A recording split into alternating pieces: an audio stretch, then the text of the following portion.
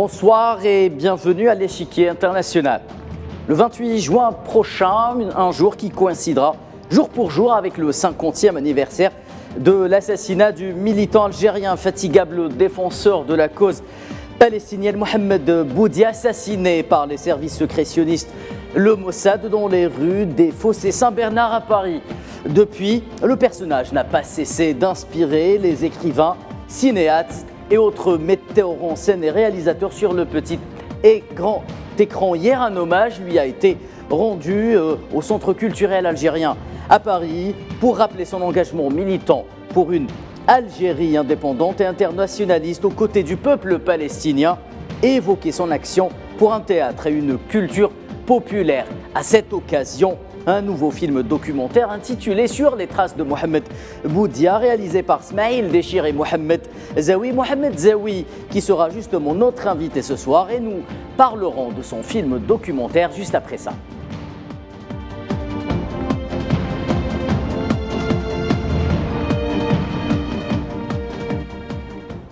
Mohamed Zaoui, vous êtes journaliste et réalisateur, vous avez plusieurs productions à votre actif. Bonsoir et bienvenue sur l'échiquier international. Marhaba, bonsoir. Alors avant de basculer dans le débat, je vous propose, mesdames et messieurs, de regarder un court extrait de Sur les traces de Mohamed Boudia. On revient juste après ça. La vision de la R16 a immédiatement fait remonter des souvenirs douloureux.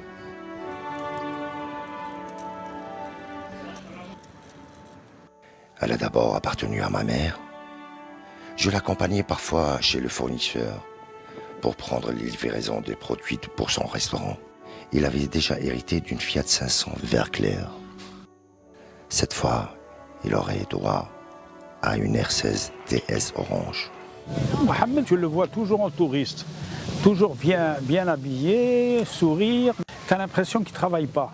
Ahmed Dasgar, il m'a raconté un voyage où il devait aller à Grenoble dans la journée et revenir. Donc là, Renault 16, il me dit, sur l'autoroute, il pouvait faire du 160, il faisait du 120. Mais il faisait du 120 aussi bien dans les virages que dans...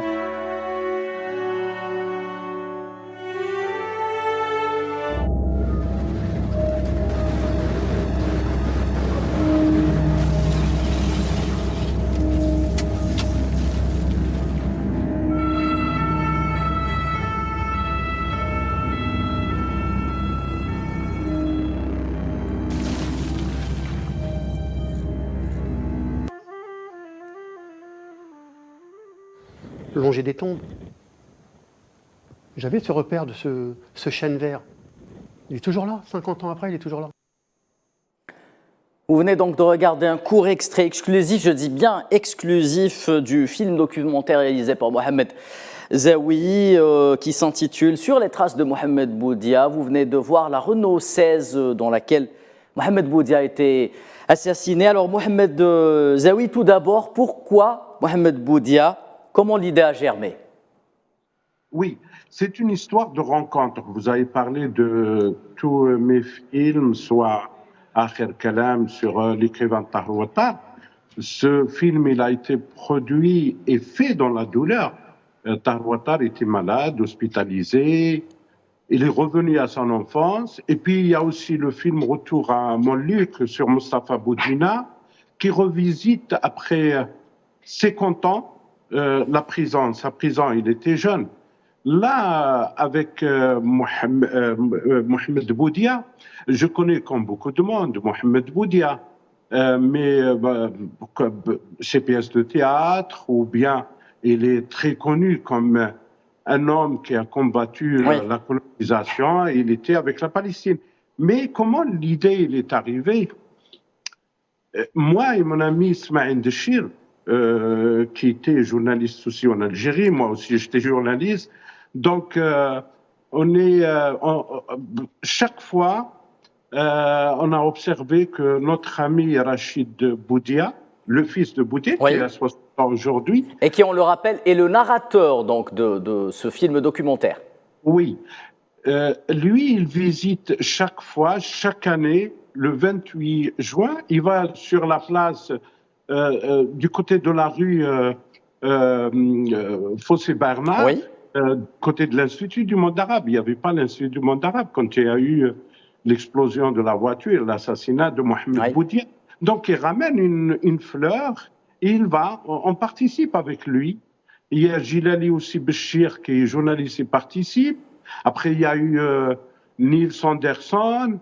Et il y a Mitref, le journaliste aussi. Mais ça commençait à grandir un petit peu. Oui, ils viennent pour rendre hommage à cet homme qui s'est sacrifié pour l'Algérie, mais pas pour l'Algérie uniquement, pour la question palestinienne. Mitref, pardon. Voilà. Mitref, oui. Oui. Donc, il y avait ce petit groupe qui arrive, et petit à petit, on a commencé à connaître Rachid, la douleur de Rachid, il nous parle. Il n'y avait pas un synopsis comme on fait les films, soit documentaires ou films fiction. Il n'y avait pas, c'est-à-dire petit à petit, on a commencé à construire ce récit avec Rachid. Par exemple, la voiture que... La Renault 16, oui. La R16, il l'avait dans son sac, il me l'a montré, mais ce n'était pas pour le film. Oui. Il m'a dit, je lui ai dit, qu'est-ce que tu fais avec cette R16 Rachid? Il m'a dit, elle me rappelle un souvenir douloureux, mais souvenir aussi de sa famille, de son enfance. Rachid, à 60 ans, il revient, il cherche d'abord comment il a été tué, son père, assassiné, c'est douloureux. Il porte toujours cette douleur et cette tristesse avec lui. Et nous, on partageait avec lui cette douleur et on a commencé à travailler petit à petit. Le film, il est toujours en copie, c'est-à-dire en chantier. Oui. Je voulais préciser aussi que nous avons fait ce film avec des moyens de bord, c'est-à-dire il n'y a pas de budget, il n'y a pas vraiment une boîte de production. Nous sommes des amis qui travaillent sur des histoires comme ça. On n'a pas demandé parce que c'est difficile. On est en France et on peut pas. Comment on peut demander de l'argent? Les institutions, ils ne nous donnent pas ici en France. Oui, notamment pour faire un film sur Mohamed Boudia. Voilà, exactement, le personnage. Oui. Donc, on est en chantier, on va travailler encore sur ce film pour rendre hommage à cet homme et comprendre. Peut-être vous avez vu une scène là où il y a Rachid Boudia qui part en visite à son père dans le cimetière. Lui-même, il est en train de chercher la mémoire de son père. Et nous, tous, on cherche cette mémoire de ces grands. Et à leur époque, ils nous ont donné des leçons, soit sur la solidarité internationale avec les Palestiniens. Oui, notamment, oui. Et Mohamed Boudia, il est l'équivalent de Che Guevara. Hein. C'est un Che Guevara algérien. Voilà ce que je peux dire sur l'histoire de ce film. Et puis, je voulais aussi remercier les gens, les amis qui ont travaillé avec nous, notamment Nidal Mellouhi. Nidal Mellouhi, c'est un acteur, un comédien. Vous avez vu, il a fait la voix off du film. Et puis, il a joué le Qawaji et même il a fait jouer ses enfants. Et puis, il y a le graphiste, vidéaste Mustafa Sejel qui aussi contribue. Personne, parce qu'ils connaissent la valeur de cet homme. Personne n'a demandé de l'argent. C'est des amis. On a des valeurs communes. On ne cherche pas le business et on ne demande pas est-ce que nous serons riches ou si nous pouvons rendre ce que ces personnes nous ont donné, on est arrivé à quelque chose. Très bien, Mohamed Zaoui. Alors, la vie de Mohamed Boudia, vous venez de le dire, sont peut-être une source d'inspiration pour beaucoup de cinéastes. Comment expliquer un tel phénomène? Alors, moi, jusqu'à aujourd'hui, je n'ai pas entendu qu'il y a un film sur Mohamed Boudia, c'est-à-dire une fiction. J'ai vu un reportage, je pense, dans une chaîne algérienne, Mais c'est un reportage, c'est pas un film. Le film documentaire, il a ses règles. Un film documentaire, il est basé sur le drame, il est basé sur autre chose. C'est pas, nous, on n'est pas là dans ce film pour répondre à des questions, pour montrer toutes les facettes de Mustapha Boudina, de Mohamed Boudia. Mais on essaye de revivre la mémoire, Oui. la mémoire de cet homme, mais à travers son fils, le regard de son fils. C'est important. On a souhaité de voir tous ses fils, il a trois, je pense, mais on n'a pas les moyens de se déplacer sur Alger, on n'a pas les moyens pour faire je ne sais pas, un film Ça, c'est un film. Moi personnellement, j'ai travaillé toujours avec un budget zéro, c'est-à-dire je me consacre beaucoup de temps, comme mon ami aussi Ismaël Dechir, il m'aide dans la structuration du film, etc. Moi, je suis dans la prise de vue, le montage, et on essaye de travailler entre amis, entre groupes, on n'a pas de limite, c'est-à-dire on peut travailler jusqu'à 3 heures du matin. Oui, et, beaucoup d'efforts donc, pour pallier au manque de moyens. Chaque soir, on travaille jusqu'à 3 heures du matin pour finir ce film. Pour le finir, et on était content que le film passe au Centre culturel algérien. Oui. C'est vraiment un succès, un grand succès. Il y avait beaucoup de monde. On voit l'attachement des gens à Mohamed Boudia, vraiment.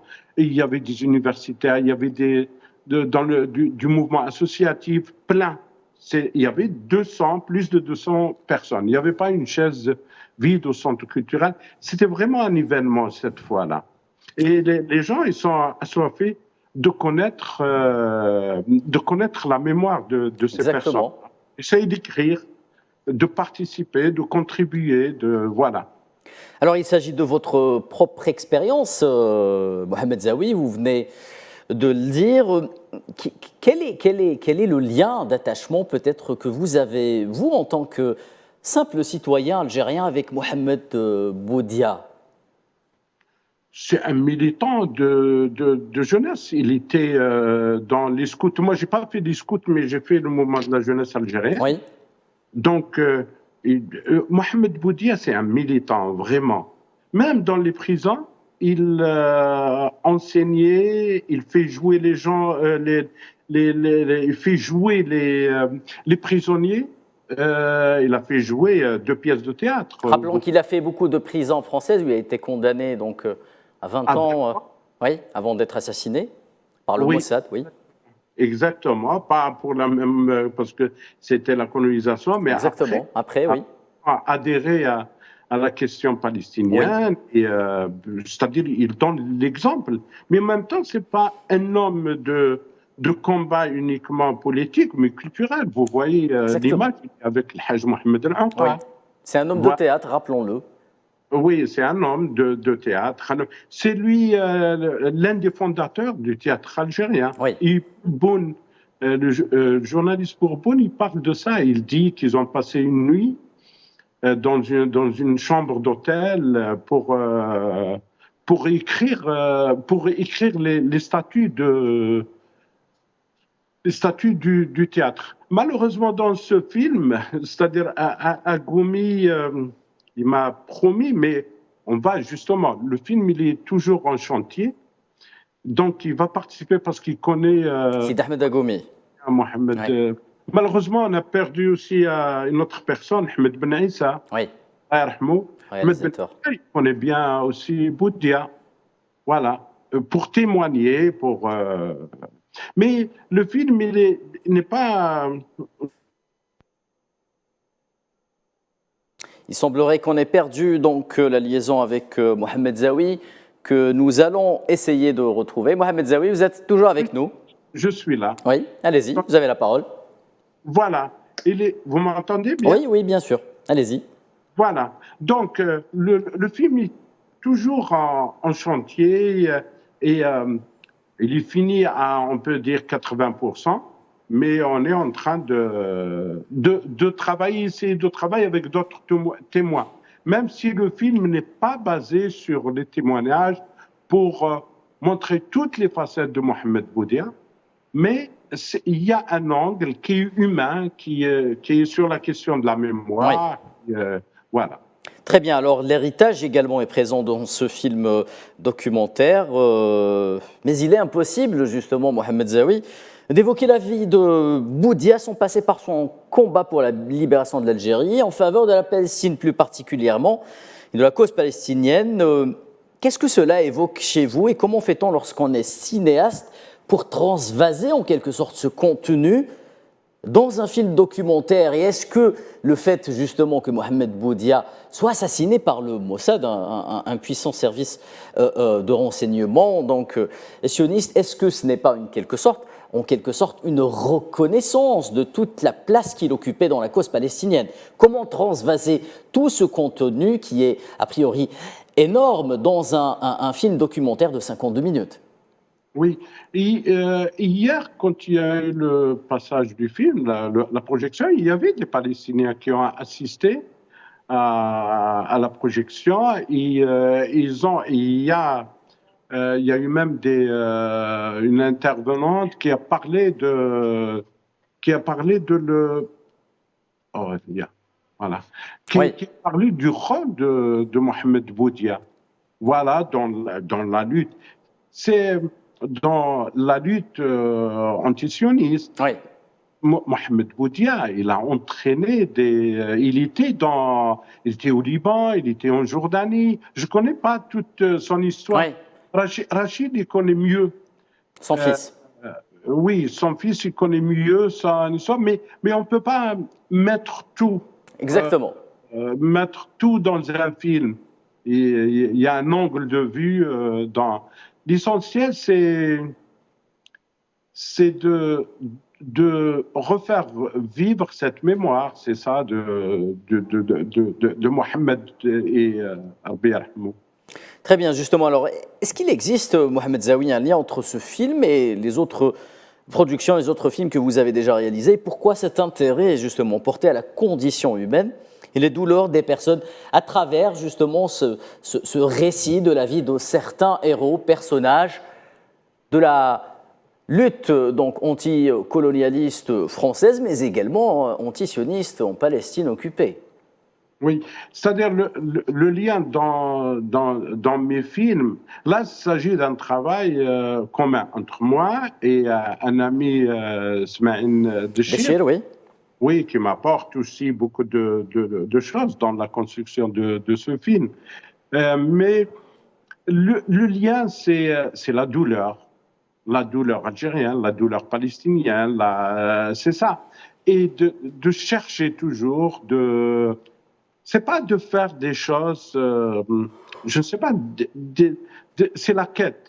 Oui. Voilà, la quête. On est toujours à la recherche de quelque chose. C'est ça un film documentaire.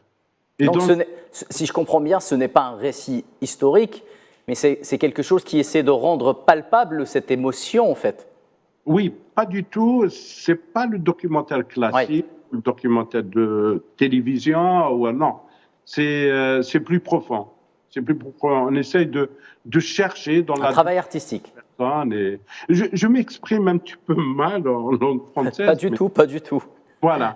C'est-à-dire, quelquefois, on n'arrive pas à transmettre ou à structurer ce qu'on voulait dire.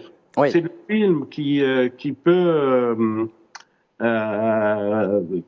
exprimer ça. Très bien, qui peut inspirer, oui. Oui. Alors, est-ce que sur les traces de Mohamed Boudia, justement, vous marquez une espèce de rupture avec les films précédents, Mohamed Zawi? Il n'y a pas vraiment une rupture. Il y a une continuité. Oui. Sauf quand on est, je ne sais pas. C'est-à-dire, il y a une continuité. Comment? Moi, toujours, je suis le cadreur. Je fais la prise de vue. Derrière votre caméra, oui. Oui, je monte mes films. Mais là, il y a la participation d'un ami qui sa première expérience dans l'écriture cinématographique et qui a une connaissance. Il était journaliste dans la rubrique culturelle de Révolution africaine. Il a travaillé l'unité. Il participe avec moi dans la construction de ce film. Très bien, Mohamed Zaoui, justement, il nous reste peu de temps. Et avant de rendre l'antenne, vous avez été sur les traces de Mohamed Boudia. Qu'avez-vous trouvé, justement, sur les traces de Mohamed Boudia, Mohamed Zaoui? C'est les douleurs de son fils. Voilà, les séquelles. Aujourd'hui, son fils, il est toujours dans un traumatisme, dans une douleur. Il se pose des questions. Et nous, en même temps, on se pose des questions sur Mohamed Boudia, c'est-à-dire il nous a fait revivre cette époque. Oui. Lui, il avait 9 ans quand son père, il a... C'est une véritable tragédie pour un enfant de 9 ans, de perdre son père de cette manière. Exactement. C'est terrible. Très bien, Mohamed Zaoui. Je rappelle que vous êtes journaliste, réalisateur. Vous venez justement de co-réaliser avec votre camarade Smaïl Chir un film documentaire sur la vie, pas la vie, mais le jour où Mohamed Boudia, donc ce militant algérien anticolonialiste, anti-sioniste et pour la cause palestinienne, a été assassiné par les services secrets sionistes, le Mossad. C'était un échiquier international un peu spécial consacré à ce personnage de la révolution algérienne et de la lutte pour la cause palestinienne, Mohamed Boudia, qui, je le rappelle, fêtera le 50e anniversaire de son assassinat le 28 juin prochain. Mesdames et messieurs, excellente suite des programmes sur Al 24 News.